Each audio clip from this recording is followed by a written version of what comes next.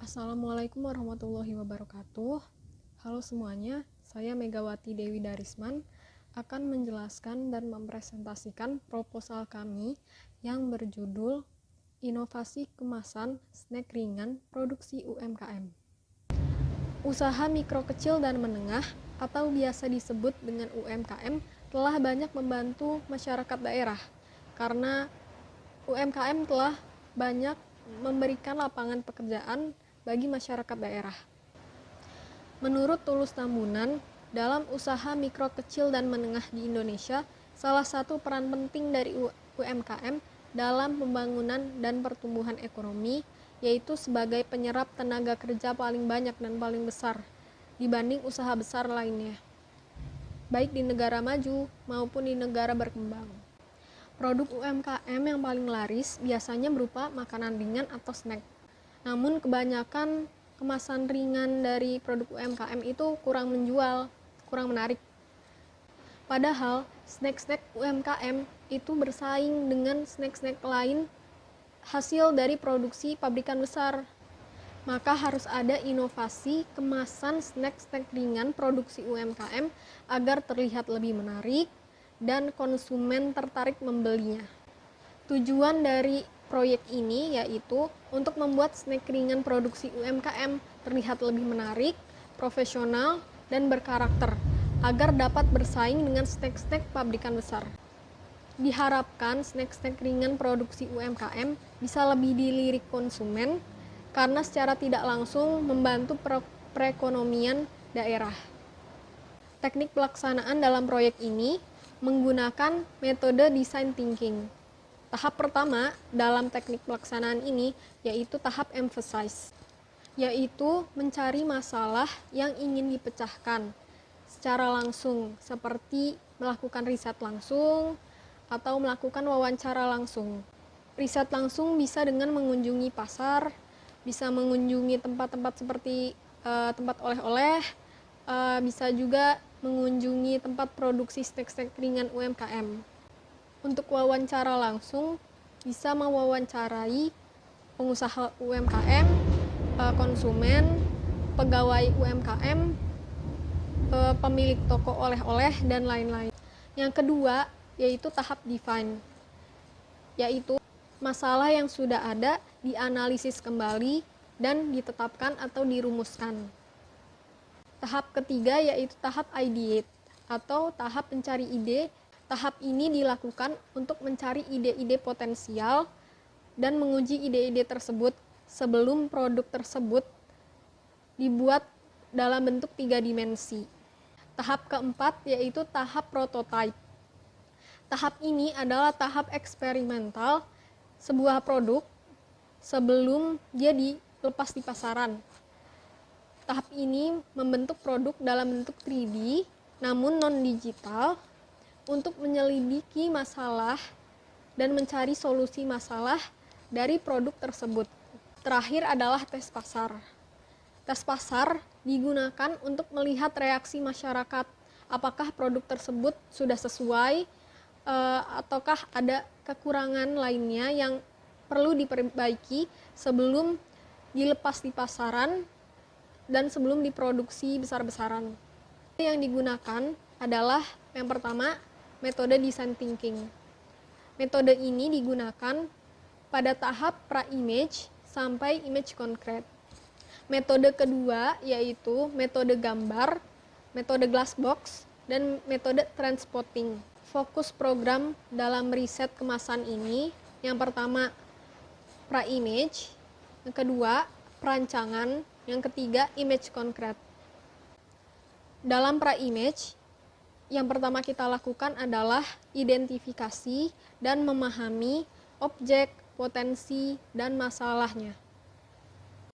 Lalu melakukan klarifikasi fokus bidang, kualitas problematika isu, dan topik yang diangkat. Lalu kita juga melihat kelayakan tim peneliti dan mitra pelaku. Lalu ada tahap perancangan. Di tahap ini kita melakukan brainstorming, mind mapping, dan visualisasi produk menggunakan gambar. Yaitu kita menuliskan semua ide-ide yang terlintas di pikiran, yang potensial ke dalam tulisan. Lalu setelah itu kita pilih ide-ide tersebut yang sekiranya menarik dan cocok dalam proyek ini. Lalu kita melakukan visualisasi produk.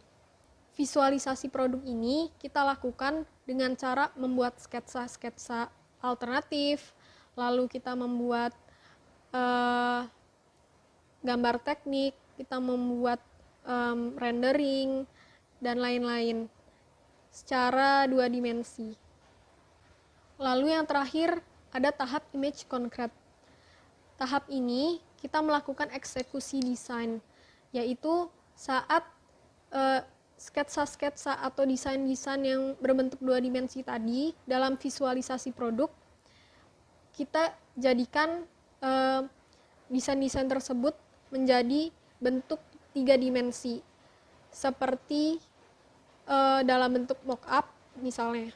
Visualisasi produk dalam bentuk 3D seperti mock-up itu menggunakan bahan-bahan yang sangat berbeda dari bahan produksi awal. Jadi itu adalah tahap pertama dalam visualisasi produk dalam bidang 3 dimensi. Lalu tahap selanjutnya kita melakukan tahap prototyping, yaitu tahap visualisasi produk dalam bentuk 3 dimensi yang paling mendekati dengan produk akhir. Namun dalam prototyping ada bagian-bagian dari produk tersebut yang dikurangi atau bahannya diganti sedikit. Tahap ini tentu saja digunakan untuk melihat adakah masalah serius dalam produk ini sebelum dilepas di pasaran. Dan setelah itu desainer akan mencari jalan keluar agar masalah tersebut selesai dan dapat diatasi. Lalu kemudian ada tes pasar atau tes konsumen. Di tahap ini kita melihat reaksi konsumen dan reaksi dari pengusaha-pengusaha UMKM. Apakah mereka tertarik, apakah mereka bagaimana reaksi mereka, dan sebagainya. Selanjutnya, ada diagram flow atau alur pekerjaan dari riset kemasan ini. Nah, alur pertama yaitu input. Jadi, belum banyak snack-snack ringan buatan produksi UMKM yang memiliki kemasan yang menarik. Snack ringan UMKM tersaingi oleh snack-snack ringan dari pabrikan besar. Selanjutnya adalah proses. Di sini kita melakukan kegiatan mencari dan menetapkan masalah. Lalu kita melakukan perancangan produk dan terakhir kita melakukan tes pasar. Dalam proses ini kita menggunakan beberapa metode yang sudah kita bahas. Selanjutnya dihasilkan output berupa kemasan snack UMKM lebih menarik konsumen. Lalu snack-snack UMKM juga dapat bersaing dengan snack-snack dari pabrikan besar. Lalu dihasilkan outcome, yaitu semakin menarik kemasan snack ringan produksi UMKM, maka akan meningkatkan perekonomian daerah, terutama di Jawa Barat. Lalu dilakukan evaluasi atau feedback dari para pengusaha UMKM di Jawa Barat. Selanjutnya, timeline kegiatan riset ini dilakukan selama 9 bulan. Di bulan Januari, kita melakukan analisa situasi.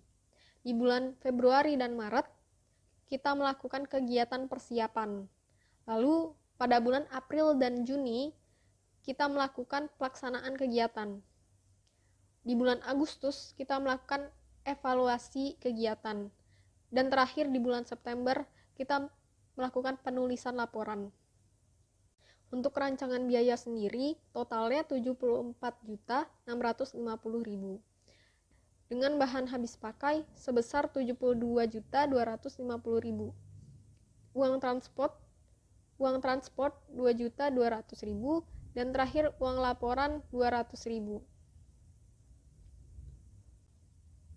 Tim pelaksana dalam riset ini, yang pertama saya sendiri, Megawati Dewi Darisman, sebagai ketua dari riset ini, dari proyek ini, dan sebagai desainer produk. Lalu ada Anastasia Citra sebagai desainer produk dalam riset ini. Oke, sekian dari saya. Mohon maaf bila ada salah kata. Terima kasih atas perhatiannya. Wassalamualaikum warahmatullahi wabarakatuh.